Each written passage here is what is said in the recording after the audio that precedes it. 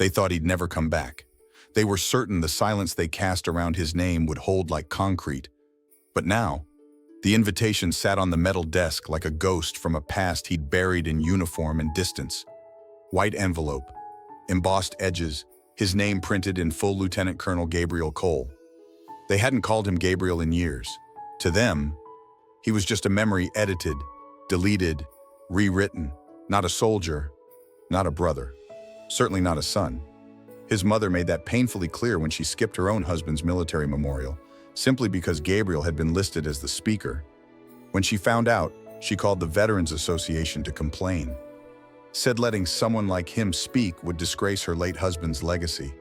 She never said it out loud, but Gabriel heard her silence louder than gunfire. And his sister, Kayla, she didn't even send flowers to the funeral.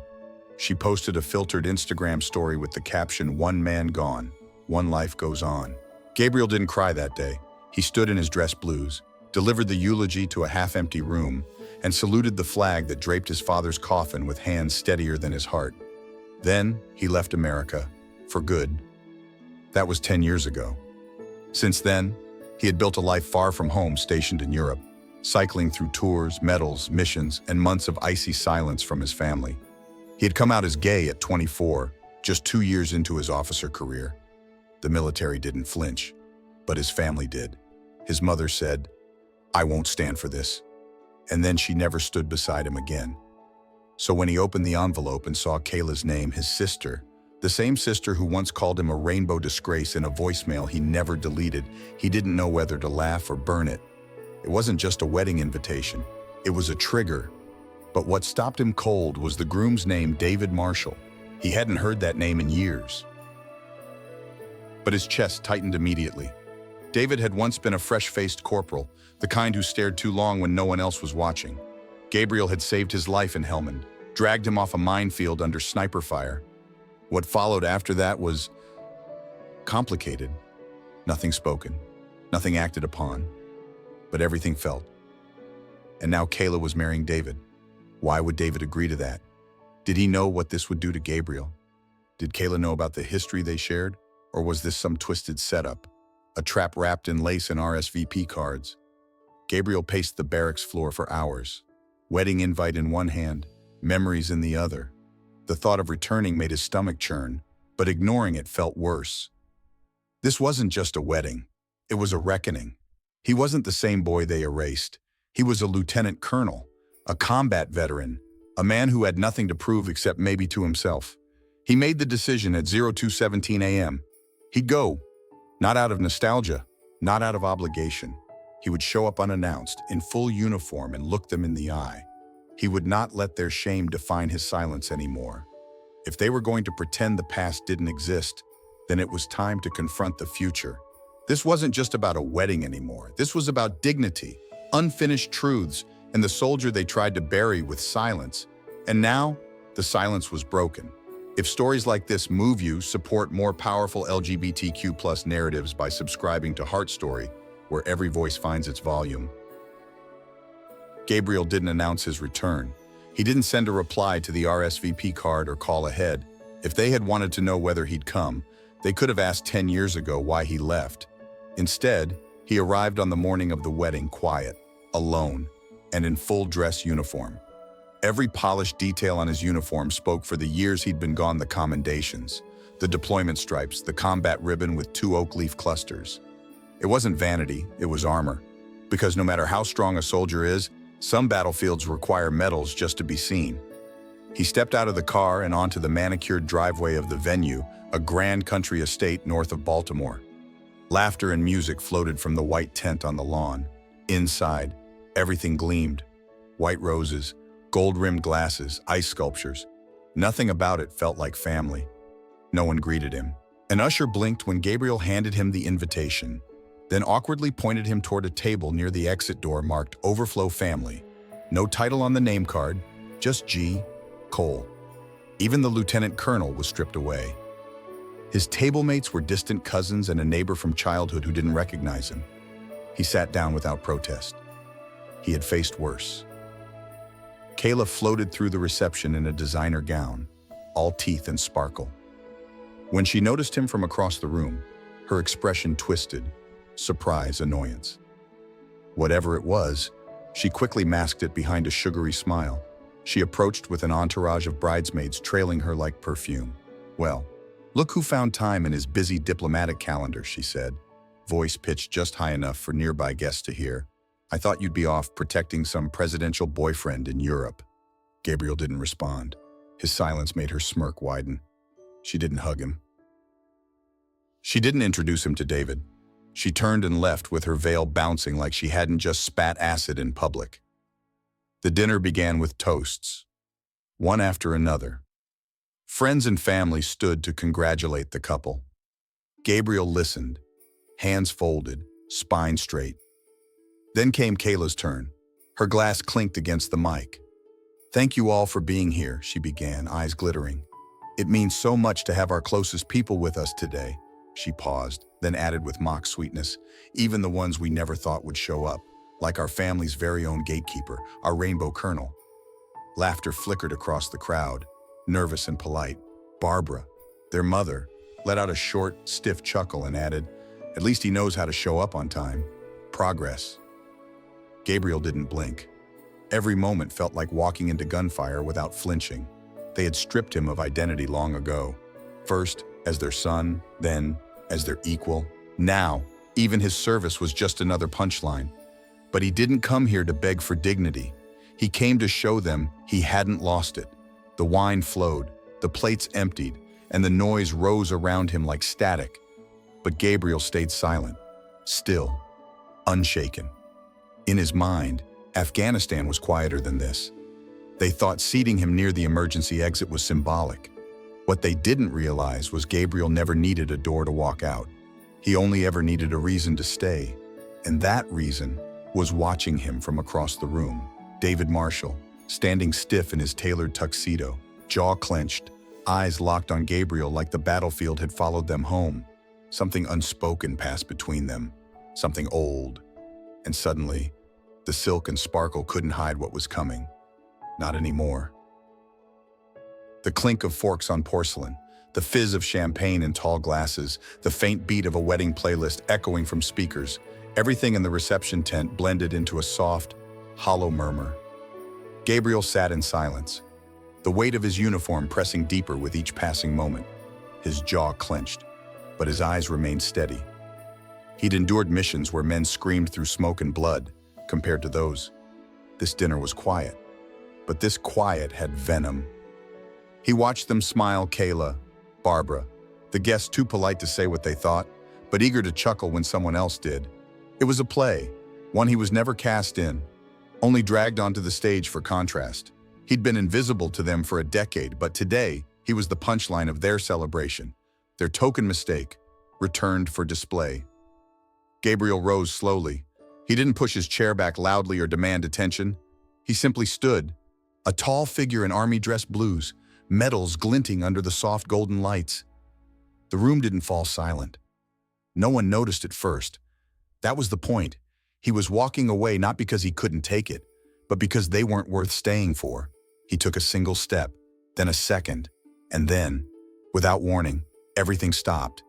David Marshall Groom, former corporal, now dressed in a crisp black tuxedo, stood up so suddenly his chair scraped the floor. His fists were at his sides, eyes wide, breathing sharp, in the middle of Kayla's big day, in front of her friends, family, and 100 glimmering lights. He walked away from her. David didn't hesitate. He moved through the crowd as if gravity had shifted, pulling him forward. Then he turned to face them all. He didn't ask for silence. He commanded it. And then, without a word, David raised his right hand and delivered a full military salute, shoulders squared, fingers rigid, eyes locked on Gabriel across the room. Not a mockery, not a show, a real salute, precision, respect, memory. The tent went still, no laughter, no whispers, just air thick with tension. David's voice rang out, firm and level. "This man saved my life in Helmand. He's a decorated officer, and I betrayed him." Gasps rippled through the space. Someone dropped a glass. A waiter froze mid-step. Gabriel didn't move. His posture was stone, his expression unreadable, but his heart pulsed behind his medals like a warning drum. The name Helmand hit like a mortar blast, raw, dusty, impossible to forget. He remembered the sand in his teeth, the radio static, the smell of burning wire. He remembered dragging David's body across scorched dirt while bullets cracked overhead. Now here they were again, and David wasn't finished. He stepped forward, voice rising, body shaking slightly beneath the pressure of truth. He pulled me out of a minefield, carried me through gunfire, gave me the morphine from his own kit when I was too far gone to scream. He called for air support when everyone else had gone silent. I lived because of him. Gabriel stood silent, every eye turned toward him, but he didn't acknowledge them. His focus never left David. He came back a hero, David continued, voice strained, but I couldn't live with it. I couldn't take being the one who was saved, so I turned on him, somewhere near the head table. A bridesmaid whispered something under her breath and covered her mouth in disbelief. David dropped his hand, his shoulders slumped, not in defeat, but in surrender, to everyone who's been lied to. "I'm sorry," he said, voice cracking, "but I needed you all to know what I did." A stillness took over the room. Kayla didn't stand. Barbara didn't speak. No one clapped. No one joked. The air had shifted, and the silence now belonged to Gabriel. He didn't break it. Not yet. But everyone in that room felt what was coming next. Not rage, not scandal, something far more dangerous, truth. And truth, once spoken, never walks alone. The stillness inside the tent was total, suffocating. A room that moments earlier had hummed with polite conversation and clinking silverware now felt like the inside of a sealed vault. No one dared move. Even the music had faded into silence, like the speakers themselves understood something sacred was unfolding. David stood exposed in the center of the reception hall. The groom who had detonated his own ceremony with 6 words, "And I betrayed him." The weight of that confession lingered, thick and heavy. Gabriel remained motionless. Not out of shock, he had long stopped being shocked by betrayal, but something deeper churned beneath the surface now. A slow, bitter understanding that the last nail in his coffin had always been carved by the hands of someone he once trusted, someone he once almost loved. David drew in a breath, chest rising beneath the satin of his tuxedo. Then he continued, his voice quieter now, not out of shame, but because the weight of what he was about to say didn't need volume, it needed precision. "I wrote the letter." A ripple of confusion swept through the guests. Then a single gasp, sharp, audible. David didn't pause. "I wrote the anonymous complaint that got Gabriel investigated. I accused him of falsifying mission reports, of exaggerating his actions in Helmand. I made it look like he submitted doctored coordinates to claim a kill zone that wasn't verified. That letter cost him his promotion to colonel." He swallowed, eyes shining under the chandeliers. He was supposed to make colonel that year. Everyone knew it. His file was spotless. But after the letter, they opened a full internal inquiry. They took his clearance, reassigned him to desk duty. He was interrogated, his integrity questioned by his own chain of command. For almost a year, he lived under suspicion and the audience was frozen. Gabriel's shoulders hadn't moved. His expression remained cold, but his eyes, those eyes were locked on David, like they could burn through every unspoken word between them. "I did it," David said, the words nearly trembling, "because I couldn't take it. I couldn't take being the wounded soldier while he came back the hero. I couldn't take how he still carried himself with dignity after everything, including me." He paused, as if daring the world to flinch. "I loved him. I loved Gabriel. And I hated that he had the courage to live honestly while I hid behind my silence. I married Kayla not because I loved her, but because it was the safest place to bury everything I was too scared to name." Gasps again. One woman covered her mouth and turned away. A man at the far table stood as if to leave, but stopped mid-step. David looked at Kayla, who sat rigid, her lipstick trembling against the glass of untouched champagne in her hand. Her face was drained of color, her expression somewhere between fury and disbelief.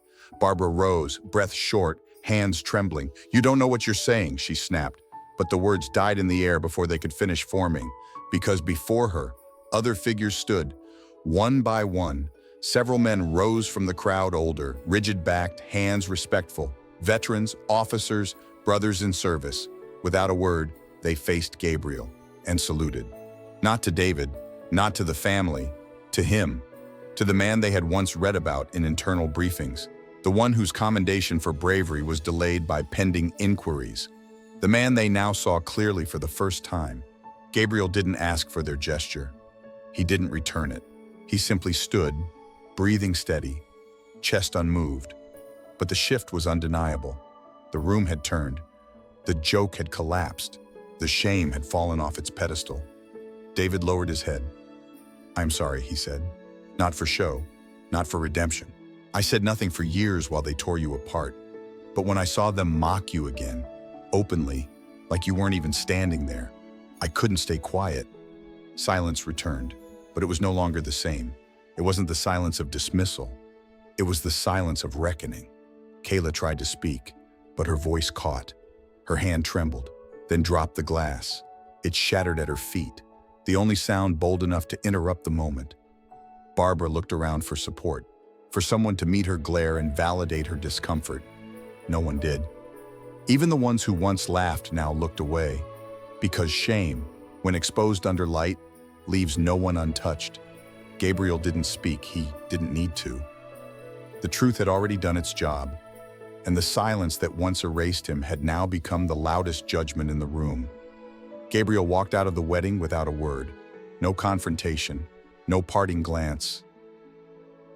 He left the tent just as quietly as he had entered it hours earlier, only this time the silence followed him like a shadow that no longer belonged to him. He didn't look back. Not at Barbara, whose eyes had lost their righteous shine.